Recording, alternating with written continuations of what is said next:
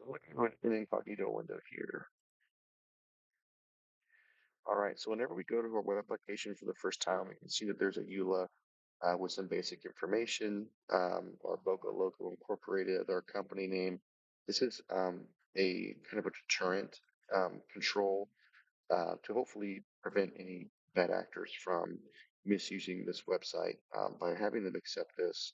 And when you accept this, it will be stored in the session, so you're not going to get asked to do it again. It will remember that. So going to our register page, we have implemented a password policy. So we have the password policy requirements here for the users to see, um, as well as a CAPTCHA. So initially there was this really rudimentary CAPTCHA in place where it was 12345. It was hard coded. We used random dot choices with a mix of letters and characters, letters and numbers rather, to generate some randomness.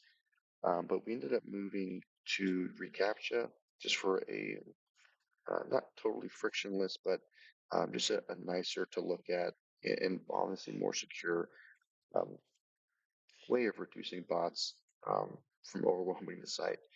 And so we can see that this works here. We can new user. I'm just put 1234 as the password. We can see that the capture works and our password policy is also being enforced. I'm going to log into my user account and we can take a look at the Notes app, which is the first thing that we kind of tackled. We noticed an admin note here that was displaying to all users, so we took that out. And here initially it said that that it supports custom formatting and a bunch of notes, essentially encouraging users to use special characters, which um, kind of hinted at maybe there's a cross-site scripting vulnerability within this application. And there was. We were able to use a script that made an alert pop up here indicating that there was a cross-site scripting vulnerability. And I believe it was a self XSS.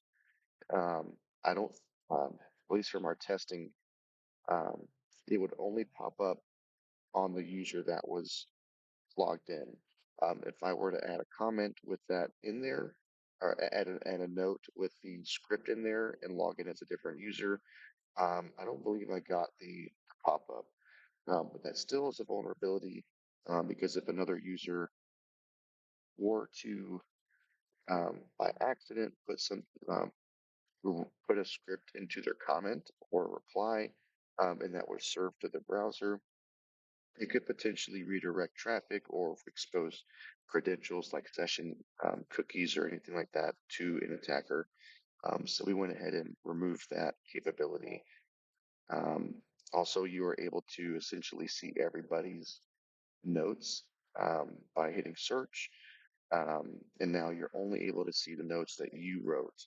So if I go to search for API keys, which was the title of somebody else's note, you can no longer see that note.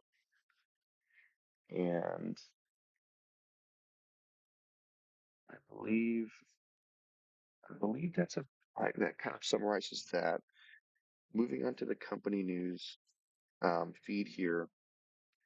Um, so this one had some fun vulnerabilities with SQL injection, where I was able to use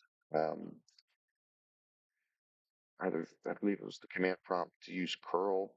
Um, I was able to curl the essentially this endpoint and using SQL injection and URL encoding to bypass any um, potential um, tools in place that were meant to block that attack. Using URL encoding and JSON injection, we were able to query information in here that we weren't supposed to with the confidential articles.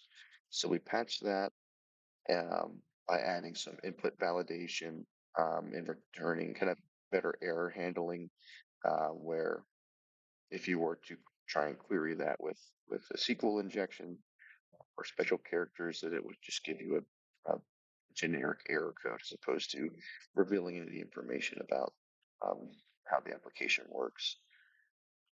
And yeah, and with the admin portal, I ended up breaking everything and having to rebuild it. Well, rebuilding it to its base function. So it still has its default credentials, which are very insecure. Um, there we go. And but what I wanted to do was firstly secure this admin panel so that the admin account was secure.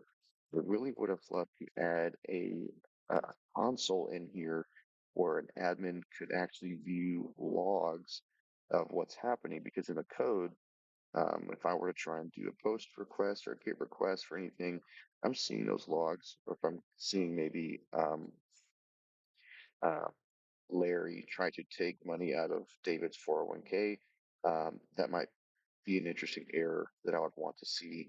Um, too many login failures. That's something that I was planning to implement, but I spent too much time um, messing this up. So that is about as far as we got. Um,